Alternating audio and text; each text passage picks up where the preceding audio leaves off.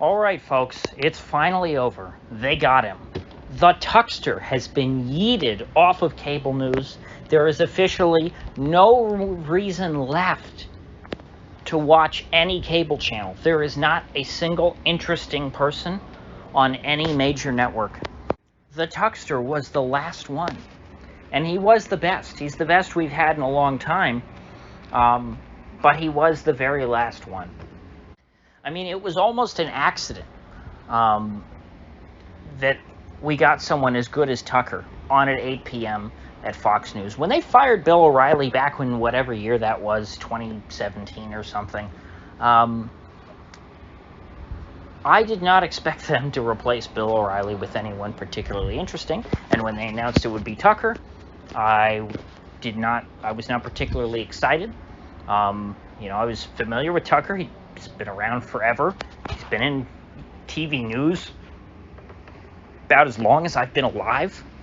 And you know what? For most of that time, he's been a fairly normal, conservative commentator. I mean, he even had a show on MSNBC back in the day. And so I didn't expect him to be particularly interesting. I expected him to be, a normal Fox host. Not bad, but not great. And then he ended up being, the most red-pilled TV news host of all time. And so it was sort of a perfect storm. He happened to be red-pilled right, at the right time, to the point to where he was still seen as, hey, it's good old Tucker. We can put him on at 8 p.m. And then, but then his red-pilling and his the nature of, how he really thought about the world, his worldview evolved right at the right time, so he could slip right in under the radar and become the 8 p.m. host over at Fox. If Murdoch knew what Tucker's show would turn into, I don't think that they would have put him in that slot. I think Tucker's been a thorn in their side for quite some time, because Tucker's been getting better and better. His show has gotten better and better the longer he's been on the air, and he is, at his peak right now. And so they've taken him out, or he quit, although I don't think he quit, based on how it happened. It seems kind of weird to just, if you quit, announce it in the middle of the day on Monday, and, your staff are reportedly shocked, and, they thought they had jobs, and now they're all out of a job, and your show's over. I don't know, maybe it was a sudden resignation, or maybe it was a sudden firing. We really don't know. Either way, it's over, and it's not coming back. The odds of someone like Tucker on Tucker's level just happening to slip in under the radar and land in the 8 p.m. slot at Fox News are astronomically small. And so the question, I think, is where will he go next? Because I think that his audience will follow him. He is not... I don't think that he's like a Bill O'Reilly or Megyn Kelly. When Megyn Kelly left Fox News, she had to start over from scratch. And she's been, to her credit, she's been doing a good job at that, trying to rebuild from the ground up with her little podcast and build her own audience. Bill O'Reilly been much less successful in that department. Bill O'Reilly's just not that interesting of a thinker in today's day and age. Maybe in 1997 he was interesting and different, but not really in 2023. He's just kind of stuck. Tucker is someone who's interesting. He's someone who has deep thoughts. He's someone whose opinion a lot of people care about. He's one of the few commentators in this country who, when, certain news stories break, I think to myself, gee, I wonder what Tucker thinks about this, because I know that he'll have something interesting to say. Not all the time. It's not like I'm one of these people who watches him every night. I never have. But occasionally, when I know that there's going to be a story that I think he will have an interesting take on, I will purposefully tune on to see what Tucker has to say about, X news story. And so, I think that he is going to be he's going to be a big fish wherever he heads to. I think that the most likely place for him to end up would be Rumble. Rumble's been signing a lot of great talent over there. They started with the likes of, Glenn Greenwald and Viva Frei. And, they've expanded now into signing, much bigger, huge, massive people like Russell Brand and now Steven Crowder. I think that Tucker could become their biggest get yet. And now the only other network I think that would have the means to get Tucker as a host would be the Daily Wire, although the Daily Wire apparently could not come up with enough money to satisfy Steven Crowder. I mean, you saw how that whole scandal unfolded. Crowder was so insulted by the amount of money they offered him that he went on, he burned his bridge with everyone he ever knew there, and tried to drag their name through the mud. So my guess is Tucker's not going to be offered more than $50 million, and based on the terms of the term sheet that Steven Crowder revealed, I don't think that Tucker would be a great fit for the Daily Wire because he would have to, remain monetized on YouTube, which is, impossible if you're saying anything truthful. I mean, they've completely kicked Matt Walsh now off of Twitter or off of YouTube, or he left, or either way, I mean, one of their biggest hosts is now pretty much verboten on YouTube. I think that maybe the Daily Wire will have to soften on that stance.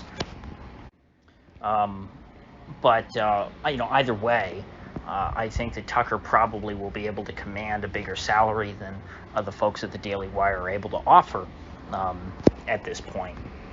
And so I don't know how much money Rumble has behind it. I know that they did that whole reverse merger going public thing, so they seem to have quite a bit of cash to throw around. They've got shiny new offices here in Florida. Tucker has a house in Boca Grande, only, maybe an hour or two from where Rumble's offices are. It's literally a county away. I remember that Tucker had a place here in Florida because of the Rittenhouse interview. He did that down here, and I looked up where he lives versus where Rumble is. I mean, it's a short drive.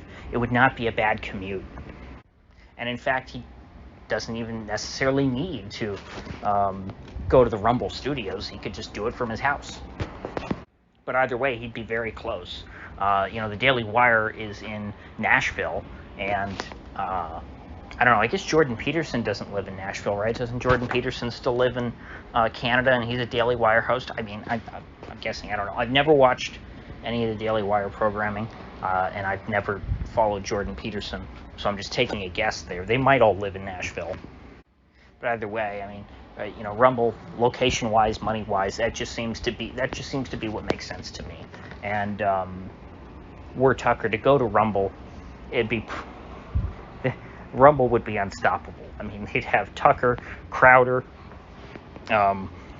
Russell Brand, Glenn Greenwald's smaller but important to me. I mean, he's important from like a truth and journalism sort of thing, and Tucker's connected to Glenn Greenwald, so I mean, I'm sure the channels were open long ago.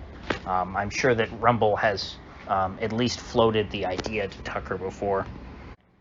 Now, of course, Glenn Beck offered him a job with the Blaze, but the Blaze couldn't hang on to Steven Crowder, so I doubt that they would be able to pay Tucker. I would think that Tucker would command at least as much of as much money as Steven Crowder, if not more. And so if the Blaze couldn't keep Crowder around, they're not going to be able to pay Tucker. So I don't consider them a possibility. Now, a third possibility is that Tucker just goes fully independent. I guess Megyn Kelly style.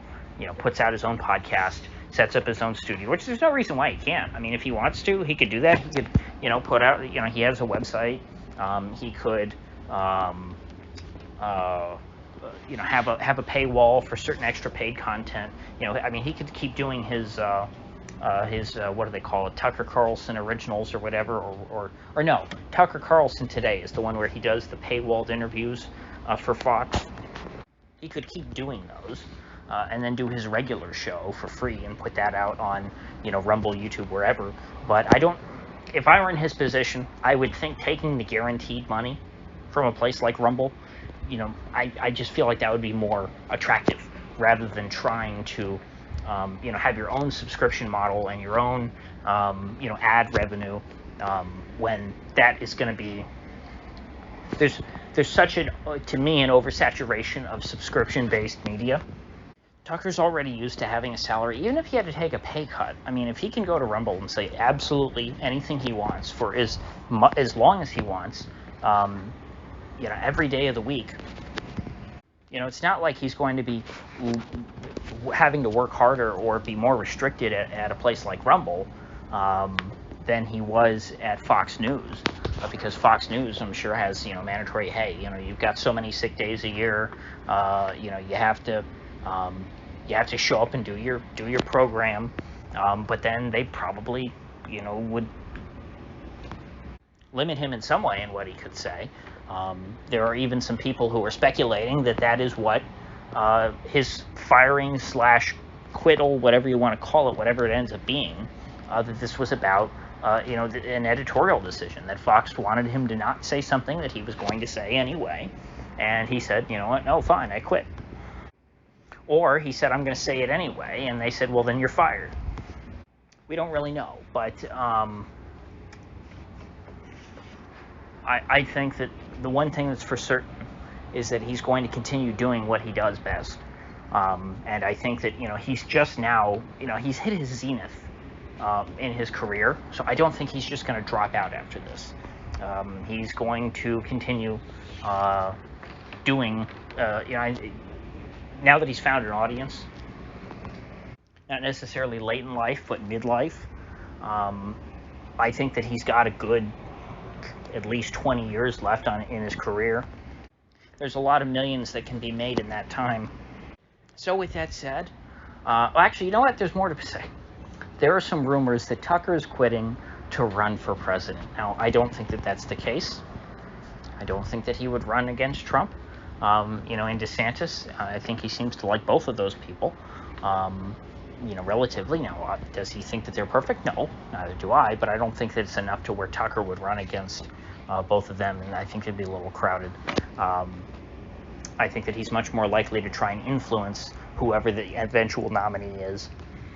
And here's the thing, if Clay Travis made a great point today. If Tucker Carlson were quitting his Fox News show to run for president, he would do a farewell show announcing his candidacy. He would not just quit his show and then, a couple weeks later be like, oh, by the way, I'm running for president. Like, that'd be totally anticlimactic. He would do his show up to the day he announces, hey, I'm running for president, and he would announce it on his show. So it seems pretty darn simple. Now, the other theory is that he's quitting so that he can be Trump's vice presidential, nominee. One, I don't think Trump would go for that. Two, again, this is not how you do it. He would continue doing his show being influential, up until the Republican convention, in which case, Trump would announce, the RNC would announce, hey, we're going to make Tucker Carlson the VP. And Tucker would, at that point, quit his show. But even if that were going to happen, Trump, I don't think, would go for it, because Trump's ego would not allow him to stand next to someone as popular as Tucker, someone as smart as Tucker, someone who's able to, command an audience like Tucker. Trump, I think, would be more likely to see Tucker as a rival than an ally certainly in that kind of a context. Trump's ideal VP is someone who is unassuming, inoffensive, uninteresting, not particularly intelligent. Like, they can be smart, but they can't come across that way. Trump has to be the big man, always. That's why when they talk about, that's why, he would pick someone like Mike Pence to be his vice president to begin with. Mike Pence was a non-entity. He was just milquetoast. Even though, he was seen at the time as relatively conservative, he was, personality-wise, very boring, and still is to this day. Think about it. And now Mike Pence is trying to, imply that he could run for president against Trump. Like, he's ready to go from VP to president. The reason why Trump would pick someone like Mike Pence is specifically because he knows that Mike Pence could never challenge him in a primary and be seen as a legitimate candidate for president. Nobody would take that seriously. That's why he would pick someone like Mike Pence. And so he's much more likely to pick someone who is just pretty boring and even terrible, Elise Stefanik, is the name I keep hearing come up. Someone who's totally boring, someone who you would never want to be president, someone who is not really deserving of anyone's vote. Just a pretty bog standard Republican who's willing to say, "Hey, I like Trump." That was Mike Pence in 2016. He was a Republican, and he was willing to say, "You know what? I'm with Trump." And that's all Trump wanted. Trump does not want a VP to add anything to the ticket. He wants it to be all about himself. So Tucker is a non-starter for vice president. So with all that said, Tucker to Rumble, maybe Tucker to Daily Wire. With that said, I will see you folks back here tomorrow.